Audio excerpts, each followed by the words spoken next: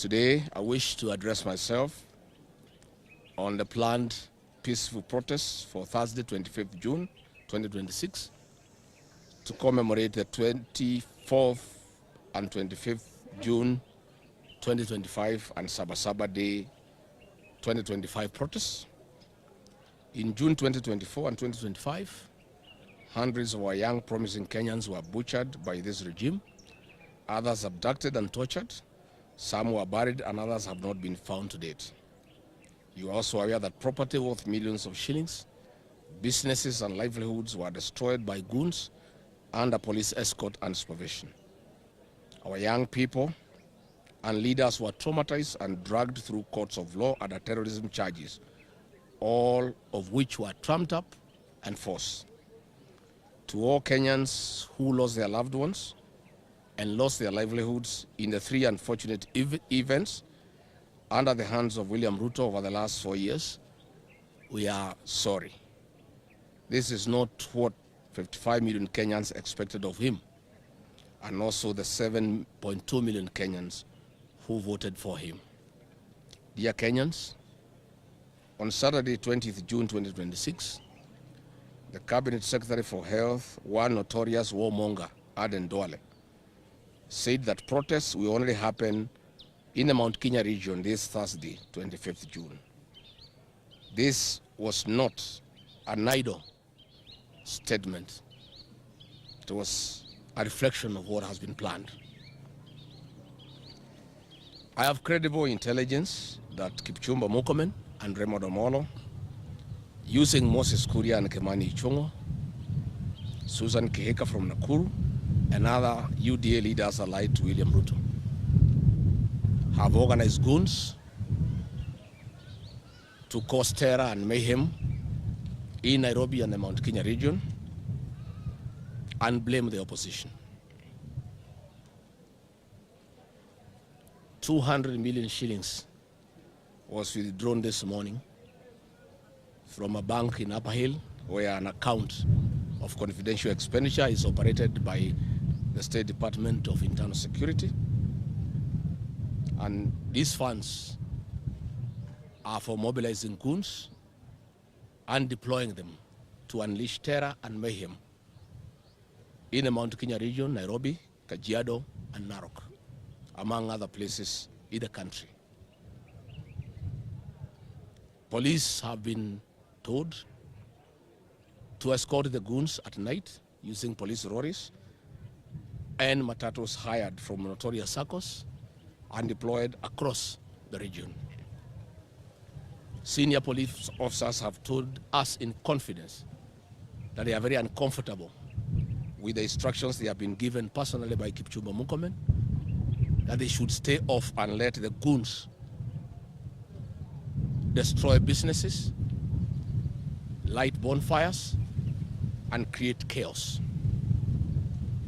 These goons, we have confirmed, will be accompanied by officers in plain clothes under the direction of Kipchumba Murkomen to give cover to the goons. The notorious Nairobi Sierra rogue police squad under Kipchumba Murkomen is the one organizing the deployment of these goons across the region. The senior police officers have told us they have been told to intervene after the goons have done their work and left, and then descend on ordinary Kenyans, innocent people, arrest them and charge them with crimes under the Terrorism Act. I have been informed that DCP strongholds have been targeted for this violence, so that the DCP leader Rigathi Gachagua and leaders allied to him can be blamed as the instigators of violence. For the record, goonism has become part of the National Police Service since Kipchumba Murkomen became the CS Interior. Last night he was on Citizen TV and he could not explain himself on anything. When shown the video footage of goons under police escort he shamelessly says that they are watchmen guarding shops, whereas the goons are seen patrolling streets in police land cruisers and under police escort. I have been informed that Kipchumba Murkomen has convinced William Ruto that unleashing violence in the Mount Kenya region will convince the rest of Kenyans that only the Mount Kenya people have a problem with him and that they are violent. And it's the Mount Kenya people fighting their own people. Looking at the situation, I want to appeal to the Gen Zs with a lot of humility and kindness to consider not going out to the streets. These are our children and grandchildren whom we need next year to help us liberate this country through the ballot. From the violence that has been planned by the state using police and goons, I have no doubt in my mind that lives will be lost. These are young children who have a great future and who need an opportunity to live their full life. I want to persuade them with a lot of humility that retreat is not surrender and strategy is not cowardice. I want to persuade them that there is a constitutional way of dealing with William Ruto next year. We don't have to go to the streets and expose ourselves to death and injury. For sure, state has organized very serious violence. That is why the fake deputy president has been issuing threats. That is why William Ruto has been issuing threats. That's why Kipchumba Murkomen has been issuing threats, because they have actually organized violence against the people of Kenya under the guise that they are goons. Kipchumba Murkomen cannot arrest these goons because he's one who has recruited them, paid them, and deployed them. They will be working for the state to cause mayhem, to unleash terror, to allow the police now to come in and shoot people. Because the strategy is the state organizes goons accompanied by officers in plainclothes. They wreak havoc, they destroy property.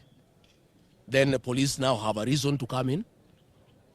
The goons withdraw because they cannot be shot, they cannot be arrested, because they have been brought by the police, they have been brought by the government, and then kill innocent people, maim innocent people. I'm therefore asking the agencies, strategy is not cowardice. Please, my sons and daughters, my grandchildren, consider. We need you alive. We need you to help us transform this country next year. You cannot do it when you are dead. You cannot do it when you are injured. The state has unleashed war against Kenyans as a strategy to intimidate Kenyans to stop free expression of what they feel and what they want. For that reason, I do ask all businessmen across the country, especially the targeted areas of Nairobi, the Mount Kenya region, Kajiado and Narok, not to open their businesses on Thursday, 25th June 2026, and keep them closed and ensure they are well protected. Let them organize people to protect their businesses even when they are shut, because we have seen before goons in Nairobi breaking into businesses that are already closed. To those with vehicles, both for public service and private motorists, I urge you to keep off the road, stay at home.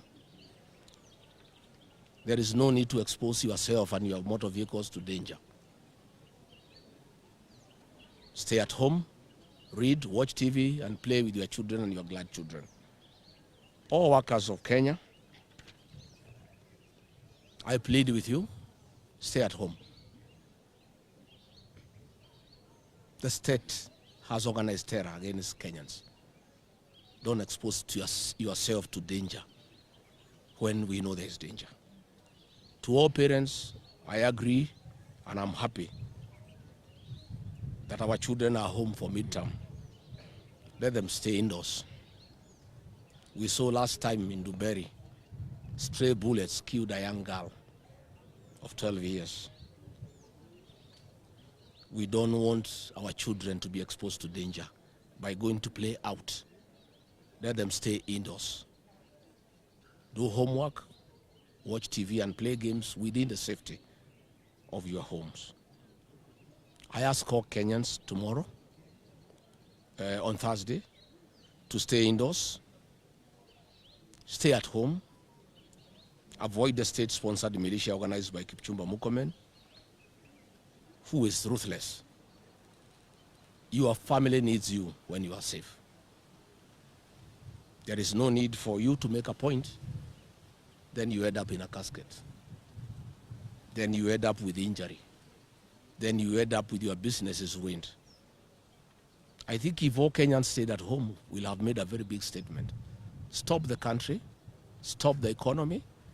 It's a very effective way of protest. The international community will see, Kenyans will see. Let everybody stay at home. Let us not give William Ruto and Kipchumba Murkomen the opportunity to kill the people of Kenya, to destroy their businesses. It's pointless. It doesn't make sense. In any case, all those who are aggrieved by this system, the Constitution has provided an opportunity next year through the ballot to get rid of William Ruto and his people. Let us take advantage of the constitutional mechanism that has been availed to the people of Kenya to deal with this rogue administration. Let us not go against guns. Let us not go against goons. Let us not go against tear gas. Let us not face a brutal president and a brutal cabinet secretary. Kenyans will be the loser. I know it may sound defeatist. I know many Kenyans will get disappointed that we look like we are giving up. We are just being human. This cause is not worth to lose human life. The battle against William Ruto is not worth destruction of our businesses, because the Constitution has provided a very elaborate mechanism to deal with the rogue administration. Let us all be patient. Let us suppress our anger. We'll have sufficient opportunity next year to deal with William Ruto and this rogue regime. I ask all Kenyans to keep off the streets, to keep off towns, to keep off cities, and stay at home. In our towns here in the mountain, the people who are being brought to cause havoc are from outside. Be on the lookout for outsiders. Don't allow people to destroy your towns, to destroy your villages. Everybody knows each other.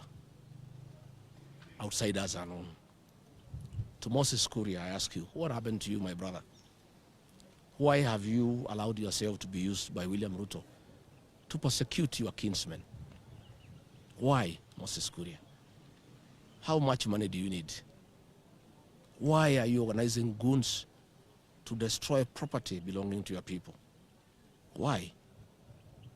Kimani Ichung'wa, people of Kikuyu have elected you 3 times. Why?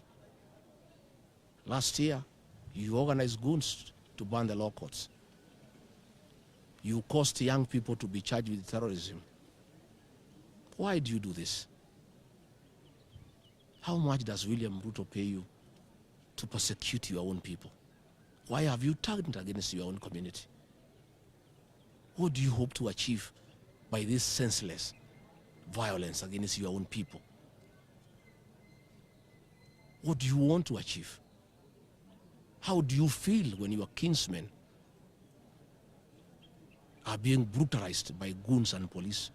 How do you feel when the sweat of your kinsmen, businesses they have developed over the years, is being destroyed by goons and police at the government watch? I want to plead with you and your conscience. Please call off this violence. Call off these goons. It's unnecessary. Don't hurt your people. Don't hurt their businesses. Don't unleash terror on your own people. Much as you want to help President William Ruto to get re-elected, this cannot be a good strategy.